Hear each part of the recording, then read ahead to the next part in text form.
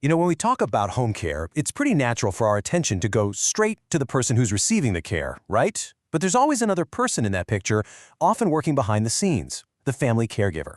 And what's fascinating is that science is now showing us that these two people are connected by this invisible seesaw, where the well-being of one can actually directly affect the other. So let's take a closer look at this powerful invisible connection and see what the data really tells us. So on one side, you've got the patient. Their whole world, really, is centered around managing their health, their daily comfort, just getting through the day. And on the other side, you have the family caregiver. They're the manager, the provider, the emotional support system. They're doing it all. So you have these two very distinct roles, two totally different daily lives, but as some new research shows, they're really just two sides of the exact same story. So you might be asking, how do we know they're so connected? Well, a 2023 study decided to go beyond just stories and actually put some hard numbers on it. Researchers brought in 105 pairs, that's one patient and their one family caregiver, and the goal was simple: measure their individual experiences and see if a pattern emerged. Okay, so to get started, the study needed a baseline. How are the patients really doing?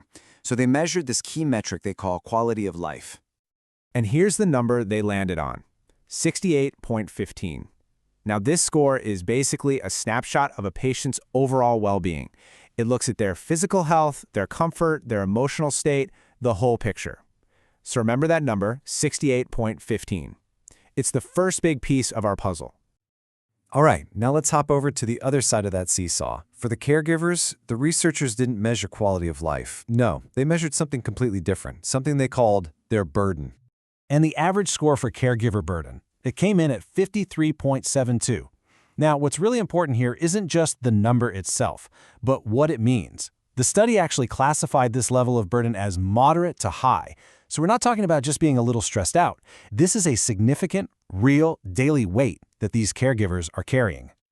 So here we are. We've got a patient quality of life score of about 68 and a caregiver burden score of about 53.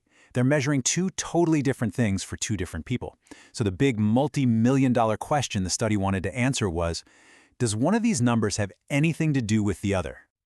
Okay, before I give you the big reveal, we need to quickly touch on one simple idea: negative correlation. It sounds a little technical, I know, but that seesaw is the absolute perfect way to picture it. When one side of a seesaw goes up, what happens to the other side? It has to go down, right? They move in opposite directions. Well, that's all a negative correlation is. And that is precisely what the researchers found. Using the study's exact language, there was a significant moderate negative correlation between the patient's quality of life and the caregiver's burden. The seesaw is real, folks. It's not just a metaphor. So let's just put that in plain English, because this is the absolute heart of it all. The higher the stress, the more strain, the heavier the burden on the caregiver, the lower the quality of life for the patient they are taking care of. As one goes up, the other comes down. The seesaw tilts. And this is the crucial takeaway. These are not two separate problems. A caregiver's exhaustion isn't just something they have to deal with on their own.